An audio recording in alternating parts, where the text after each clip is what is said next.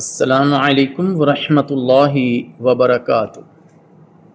میرے محترم دوستو، اپنی اولاد کو علم اور ادب ضرور سکھائیں۔ حضرت ابن عمر رضی اللہ تعالی عنہ نے ایک شخص سے فرمایا، اپنے بیٹے کو ادب سکھاؤ، کیونکہ تم سے تمہارے بیٹے کے بارے میں پوچھا جائے گا کہ تم نے اسے کیا ادب سکھایا اور اسے کیا تعلیم دی، اور تمہارے بیٹے سے تمہارے ساتھ حسن سلوک کے بارے میں اور تمہاری اطاعت کے بارے میں پوچھا جائے گا۔ علم اور ادب ہمیں قرآن اور سنت سے ملتا ہے۔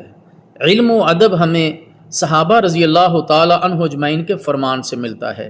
دنیاوی علوم سارے کے سارے فنون ہیں، ان کو حاصل کیجئے، لیکن اس کے ساتھ جو اہم چیز ہے وہ قرآن و سنت کا علم ہے، جس سے اللہ اور اس کے رسول کی اطاعت کا پتہ چلتا ہے، ماں باپ کی عزت و احترام کا پتہ چلتا ہے، جس سے ہمیں دنیا اور آخرت کی کامیابی کا پتہ چلتا ہے۔